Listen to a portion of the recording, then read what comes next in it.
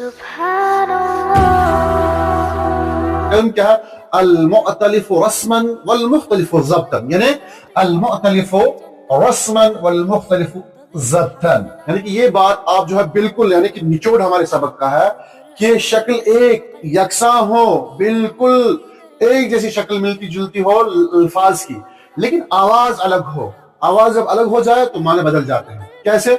جب ہم دیکھتے ہیں کہ کوئی ورڈ ہے وہ ہم شکل ہے، جڑواں ہے، اس کی بالکل ہو اس کی مشابہت ہے، لیکن جب ہم اس کے حرکات اور اعراب پہ نظر ڈالتے ہیں یا جملے میں جہاں کہیں پہ استعمال ہوا ہے تو اس کے حرکات میں، اعراب پہ نہیں، اس کے حرکات میں جو ہے تبدیلی واقع ہوئی، کہیں پہ زبر ہے، کہیں پہ زیر ہے، تو یہ جب ہم اس کی حرکات میں تبدیلی دیکھتے ہیں تو لازماً آواز بدل جائے گی. جب آواز بدل جائے گی تو یاد رکھیں کہ معنی بھی بدل جاتے ہیں. پہچان حروف سے نہیں بلکہ حرکات سے ہوتی ہے. یہ اہم ترین بات ہے، یعنی کہ ان الفاظ کی پہچان کسے؟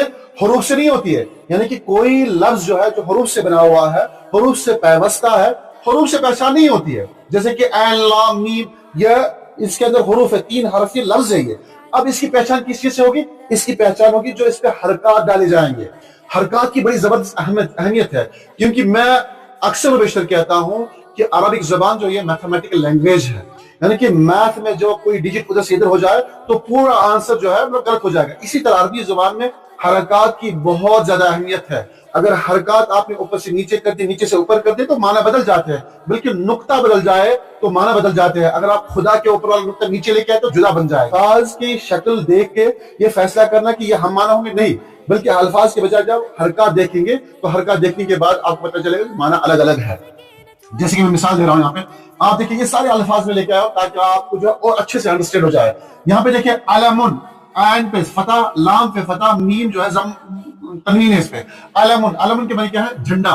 اور دوسرا اس کے مقابلے میں علمن، شکل یکساں ہے، دیکھیں نا بالکل ایک جیسی شکل ہے. علمن علمن، علمن کے معنی جھنڈا، علمن کے معنی علم دانش. پھر دیکھیں ملکن، ملکن کے معنی بادشاہ، ملکن کے معنی فرشتہ، اور ملکن کے معنی سلطنت. اب یہ 3 الفاظ دیکھیں آپ، یہاں پہ 3 ہے، ملکن، ملکن اور ملکن.